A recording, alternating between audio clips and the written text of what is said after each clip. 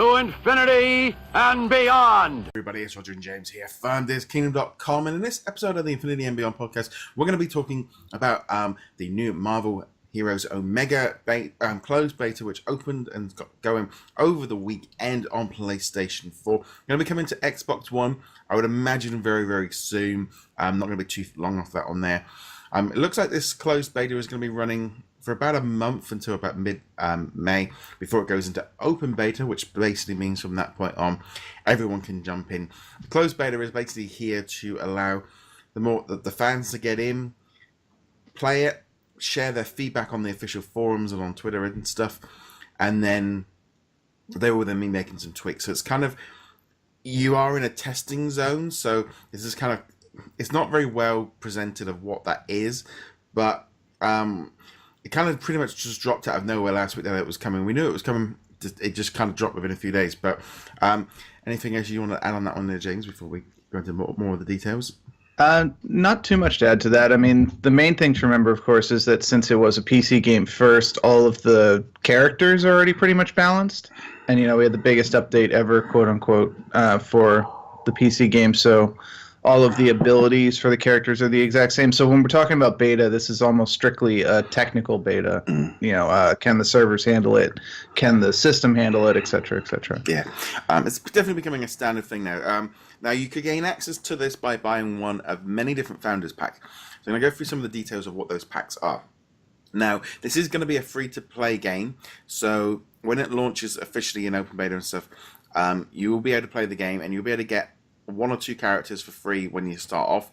You usually get like 400 splinters at the beginning, where you can buy either one good character or you can maybe get a couple of I say slightly weaker, but Nova's pretty good anyway, but you can pick up a character. So when you get in there, and there's also going to be a free Daredevil character at launch when they bring it out into open beta.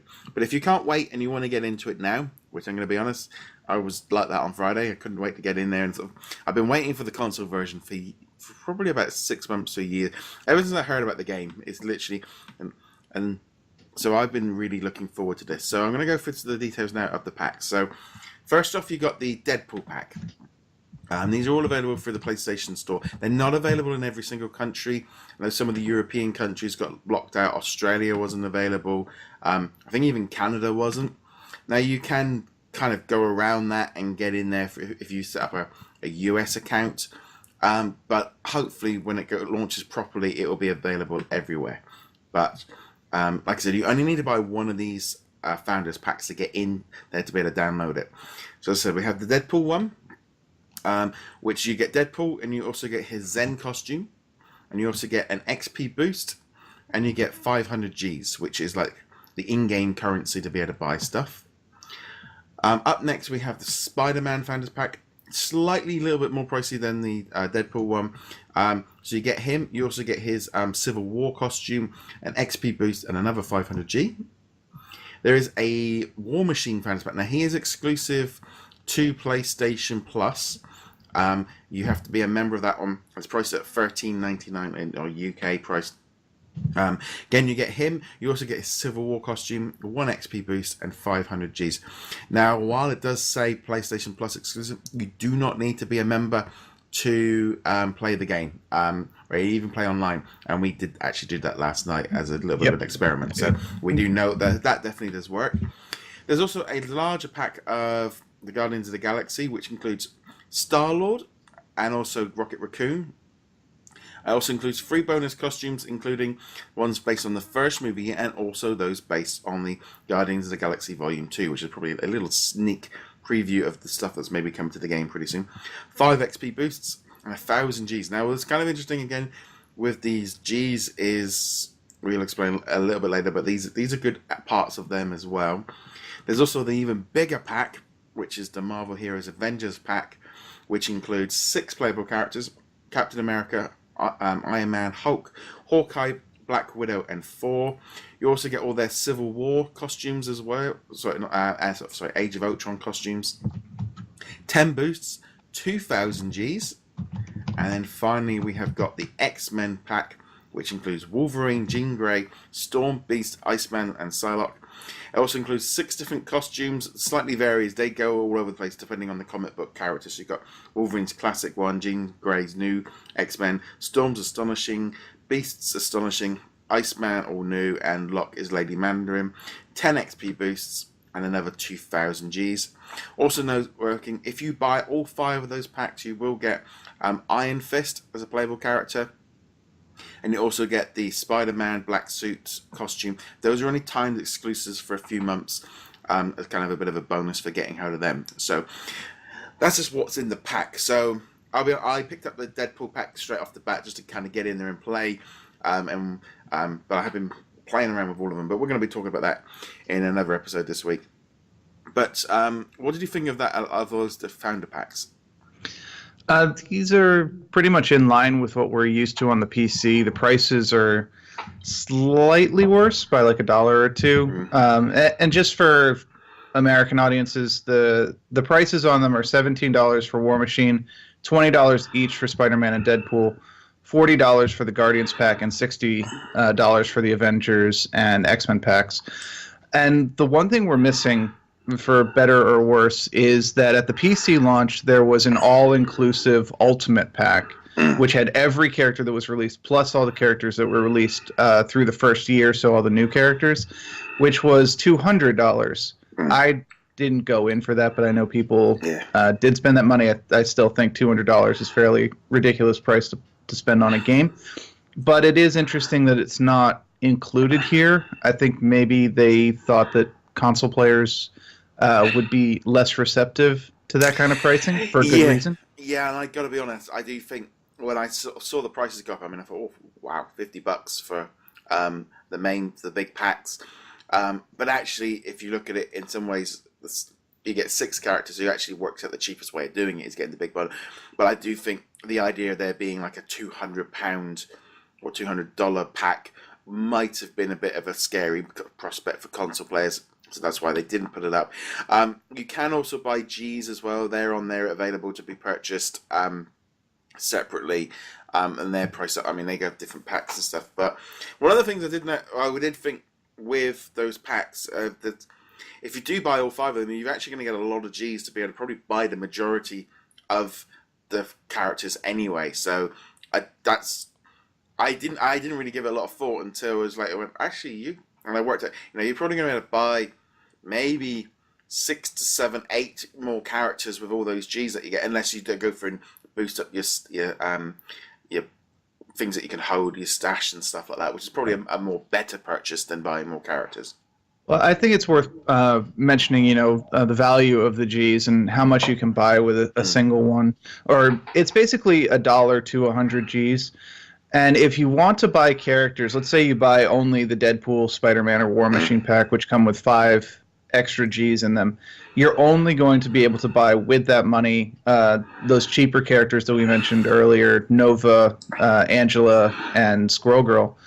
You need 950 Gs for the second tier characters, which is the default pricing, and then there's a couple characters that are 1,350. Like so Iron Man, Spider-Man, the big characters. The people, the ones that they're like, yeah, these are the very popular characters, so we can price gouge the heck out of you for these. There is no justifiable reason for why some of these characters are more expensive than others, except that they know people will pay more for them. But that's been true since day one of the PC. This is not new pricing for the consoles. This is the same pricing PC players had, for better or worse. I mean, personally, my view is if you want to try this game out in its beta form, and you're willing to spend a little bit of money, pick up the Deadpool or Spider-Man. I would say the Deadpool pack. I personally been enjoying playing as Deadpool. So pick up one of the packs and just get in there and play. Then maybe don't worry about all the rest of them. If you don't worry about that, spending that money, you'll be able to unlock all these characters once the game goes through into open mode. And it'll take time, but you can do it without actually spending any money if you're willing to put the time in. You also get those little bonuses and stuff. But I do feel like, to me, even if you just brought the one of the cheaper packs, jump in, play it, go through the story mode, I still think you're getting your money's worth from that, as being a a playable, a paid-for game. Obviously, when it comes launched for free, a lot of people are going to be jumping into this. A lot of Marvel fans, and they're going to be able to try out. Because I feel for a free-to-play game, there's a lot of content in here, and I can't help but feel now that it's coming to the console, we'll start seeing a lot of the updates, a lot more content coming to the game. The game has pretty much been in sort of cruise control on the PC for probably well over a year now. I mean, they've been adding characters slowly, but you can see all the effort has been going into this console mode, which has annoyed a number of PC players. But for myself, as a PC player who is completely jumping ship, I did actually go, I'll probably even uninstall it on my PC at this rate, because I just will not play it on my PC again, as I just enjoy it on the console. But we'll talk about that a bit more. But generally, Xbox players will be able to get it pretty soon. But generally, there was some issues on the Friday. The servers were struggling for people to get on, and unfortunately, they made some tweaks and it got on the MP, and it seems to have been running fine since. But definitely an interesting launch. Yeah, definitely scratching a few heads on some of the issues at launch. But, we played it last night. I played it this morning. Didn't have any issues with the server. I wasn't in town on Friday, so I didn't get a chance to do it at launch. So I didn't get to experience any of that. I can't speak to that. Yeah. The second time I went online, when there was the problems, literally the guys just tweeted out like 2 minutes before when I went to log on. Oh, we've now fixed it all. It's like, well, I've been at work all day. I played it in the morning, went to work, came back, and it was fine again. So again, none of that affected me that day either. But I think it's probably just had a massive sort of start when it went live in the US. Right. And I do want to say one other thing about the Founders Packs that occurred to me, is that back when it launched on the PC, we also got additional Gs for character packs, but they dropped that off somewhere around year one, maybe in the transition to year two. So you can expect that this $5 extra, $10 extra, $20 extra of Gs in these packs will go away at some point. They'll be replaced by something else, probably storage space, which is what they got kind of added on in the other ones. But yeah, if you're looking at this and going, it's a $20 for a single character, I totally understand where you're coming from. But right now, you're getting at least a little of that money back. So if you're thinking about it, and you're not too concerned about like the future of the game in regards to Gazillion's license and whatnot, which we'll talk about in a bit. You're getting some of it back. Especially, I know $60 is a lot to drop, but the Avengers and the X-Men pack, you get 20 of it back immediately, and each of the characters comes out to like less than $10 even before that. So I'm not trying to sell the game here, but you're not going to get better values than this if you're interested in the game. Personally, to me, if you were to buy one of these packs, even just like I say, get one of the earlier ones, get the first few extra characters when you get it. Use the Gs to buy. You can have, by that you probably would have 4 or 5 characters. Even just buying the one pack within a day of doing it. Get in there, play through the story mode, all 10, or was it 9 chapters? Play 9 right now. And I'm looking at it going, the content is probably equal. I mean, there's a lot of comparisons to like Ultimate Alliance and Ultimate Alliance 2 and stuff. The story mode is very in kind with that there. Even if you just played through the story mode, I still feel you're getting your money's worth. And you never went back to the game, I still think you're getting your money's worth. I actually can't believe they give that story mode away for free, because I feel it is worth paying for. Yeah, it's more in depth than you would expect, and you get a lot of different villains. You travel to a lot of different places in the Marvel universe. It's cutscenes. Cutscenes.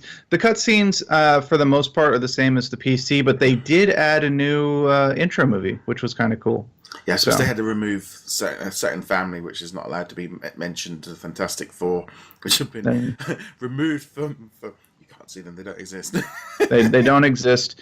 There haven't been 3 movies officially released, and 1 never officially released for Fantastic Four. We're now going to replace them with the Fantastic Force, which people from the 90s will probably remember and maybe shudder and know that's not a Star Wars reference. No. So it's definitely an interesting thing. I said the according to the official page, the closed beta is going to be running till May the 15th, and then it will be going into open beta, which basically means everyone can get in there. But still, what that does mean for now, anything that you do in the game up until that point will be reset, and no one gets an advantage of being in this closed beta.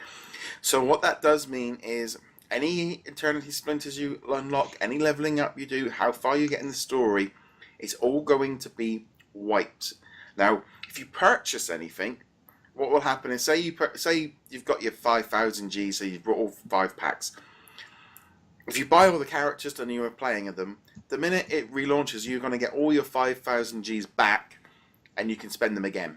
So don't worry about spending them or not spending. You will get them back, and you can basically got to start again from scratch, which does slightly change how you might want to play. I mean, myself, I've been more intrigued with the idea of going through and playing the trial of each, because you can play each character up to level 10, of going through and playing as each character. That's become my main thing from this one here.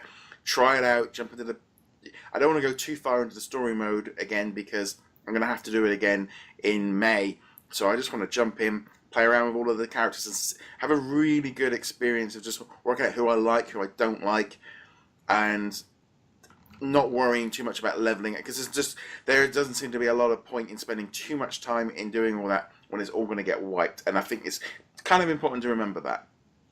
Absolutely important to remember that. It is also important to keep in mind that the testing of each character only goes up to level 10, which barely scratches the surface of most characters. You're only going to have 5 skills unlocked at that point, whereas each character you get a new skill basically every 2 levels until 30, and then you can start customizing the skills with traits after 30, and what you see at level 10 might be very different from how the character plays at level 40, 50, and 60, but you do get a general idea of what to expect. It's also worth pointing out that for the open beta, obviously, you do not need to buy any of these founder packs at all, and you will still get Daredevil for free simply for playing in the open beta, and Daredevil will stay through the launch. So even if you don't want to drop any money on it and 100% support that idea as well, download the open beta, try it out. At the very least, you'll have one character for free no matter what, and then you'll still get the 400 Eternity Splinters, which will let you unlock a second character. There's a couple characters you can't unlock with the 400 Splinters, which we mentioned, but if you've already got Daredevil unlocked, you could actually hold on to those 400 Splinters and try to build up another 200 to get the, like Deadpool or Spider-Man, one of the more expensive characters. Or you could get straight in and get Nova and Squirrel Girl, or like Angelina. Right. There's a couple other ones. Nova was actually I actually quite enjoyed playing as Nova. He felt a bit like, okay, 200 Gs, just try them out, because I literally was like, I'm in the mode now. I was like, right, I'm just kind of trying them all out and just seeing how it goes. But I said, no word yet on the Xbox. I wouldn't be at all surprised if that is literally a week or 2 away.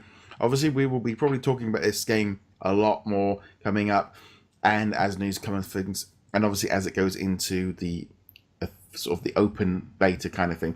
But definitely worth looking at if you're a Marvel fan. If you don't want to spend any money, just hold off another month and you'll be able to get in there. But we're going to be talking about our experience in another episode this week, because we figured that there's quite a bit of news and stuff. As I said, they have on the official website, they have kind of opened up a new area of the forum to jump in there, and they are after feedback from people that are playing. So if you are playing, it's definitely worth popping in there. I mean, you can pop in there what you're finding, what any issues or anything like that, because that's what they really do want. They do actually want your feedback, because there's a number of things already that they're going in there they want to fix. Worth noting, if you're a console player and you are going onto the forum or the subreddit, there is a little bit of an issue going on. Some of the PC owners are probably rightfully upset that they feel like they've been forgotten while all the testing and all these updates to push it. So there is a big chunk of negativity going on there. And some of it, I've seen some videos of that, and some of it they've not actually even tried it. But just be aware that console players, that there's a thing from both sides. I can see what's, if you're a console player jumping in, you've got no reason to be worried about it or getting in there. But the PC players are a little bit miffed that the whole game kind of got changed to being playable on the console, which even I said months ago when they did that. I preferred it, but then I'm more of a console player. But just be aware that there are some things. Now they've split the forum up, it probably won't be as bad as far as the console players will just be in there kind of doing it. As a primarily PC player, for just gaming in general, it's my system of choice for gaming. Even I have to admit, most of the people complaining on these forums really are just complaining at nothing. But it's very important to keep in mind that there's always going to be some people who just complain because there are changes and they don't want changes at all, and that there are actually other people who have legitimate concerns that console players should listen to, because Gazillion does have this kind of growing track record of things that you should kind of keep your eye on. And we'll talk about that in, I think, the next episode. So. Yeah, I'm just going to briefly...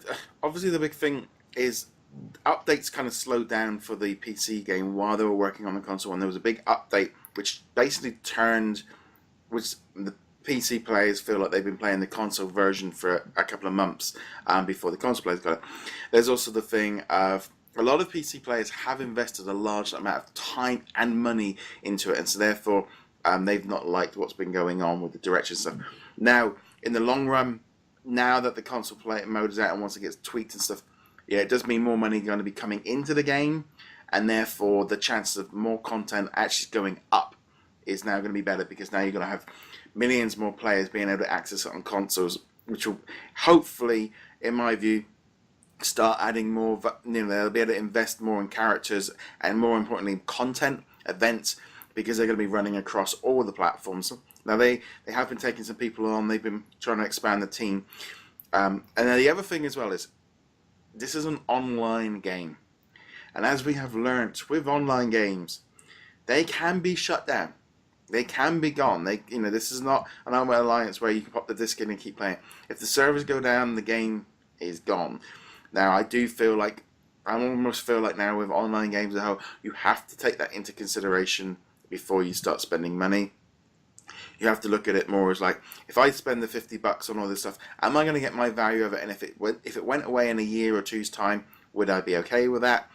This is not buying a physical cartridge or a disc and I'm going to play this for the next 50 years. The game could be online for 10, 20 years. We don't know. But you should be slightly aware with any, and I believe this with even on any digital purchase through PlayStation or Xbox or PC, game servers can come down. They've got a license for at least, I think, another 2 years at least, so there's a couple of years. I still feel like if you're paying a little money and you're getting your investment right now, you're getting your money's worth.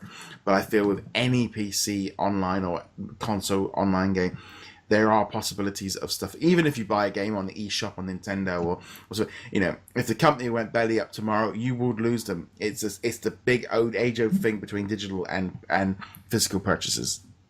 Yeah, absolutely, and I think it's true for most MMOs, even ones like, say, Warframe or Path of Exile, which are fairly well entrenched at the moment.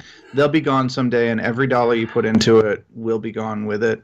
So it's best to consider these as candy. Candy. That's a good way of putting it, actually. The other thing, as I alluded to previously, there's Gazillion will be up for license renewal for the Marvel property in the next year. I'm not sure the exact date of that, but it's next year, 2018. And it's entirely possible that they could lose the license as Marvel tries to, consolidate the brand or control development more. They might be upset that the X-Men are in this game. They already got rid of the Fantastic Four out of this game, but the X-Men are still there, and we know there's been all sorts of fun nonsense with that. They seem to be backing off on that. Yeah. I think the X-Men are less of an issue, but it's one of those things to keep in mind. So even if the game does remain popular, and maybe financially speaking could conceivably continue on, there's always the chance that next year they don't get the license renewed, in which case everything comes offline and any money you spent is gone. Personally, I feel like as long as the game is making money for Marvel, they aren't going to be too worried. It's basically, and as it's a separate company, they will make their money and stuff. Personally, I feel the move on to console is going to. I think it actually increases the chances of them staying around because the install base now is just quadrupled of what it was. I'm looking at DC Universe Online. That has been going from strength to strength, and it continues to be good. All these years later, in general, I do think the console. This is going to be a nice boost. It's going to be an influx of money, and if they do it right, it could be a very, very profitable game. And just in general, I think anytime you put the Marvel characters on it, it's going to be popular. Like I said, I really would suggest if you are a Marvel fan, when this either checking it out in closed beta or when it goes in open beta, you will want to check it out. Yeah, absolutely check it out. There is no risk to the open beta at all. You don't have to put any money down, and you get the Daredevil for free. Yeah. And if you're a PS Plus member, you get the Daredevil costume for free as well, which is, I think, based on the Netflix series. No reason to not try it out, especially now that you have the expandable hard drive on the PlayStation. Yes, which if we didn't have that before, I might say maybe not, because it's a hefty download. Yeah. But now, you've got the external hard drive, the ability to swap out your hard drive, whatever. But yeah, treat this game just like you would any other modern MMO as a temporary thing. It might be 10 years, it might be 1 year, it might be 20 years, but it will end at some point. Yeah. Enjoy it while it lasts. Yeah, it's that kind of odd thing, because I do feel like in games you have this kind of problem with that, but, when I finished Rise of the Tomb Raider on my PlayStation 4 and I finished the main story, I put the disc on the side and I've never looked at it since. Will I ever play it ever again? I don't know. I know I've got the disc, but generally for me, it's like once I play for an experience and I'm done with it, this is gone. That's where I feel my money's been worth. But I wouldn't really let that you. So that's going to cover up all the news from this initial launch. We're going to be doing another episode this week where we're going to be talking about our experience playing it and kind of giving it like an initial review and stuff. So you'll want to check that one out, because we thought we'd split this one up into 2 parts, because this one's already half an hour long. Yes, it's quite long, and we've still got a lot to talk about in the game. So, yes. Okay, guys, thank you very much for watching. Be sure to hit that subscribe button to keep up with the latest from us. You can find James over at heroiclegacy.com and also on Twitter as Vagabond Peak. And we shall see you guys in another episode. Later.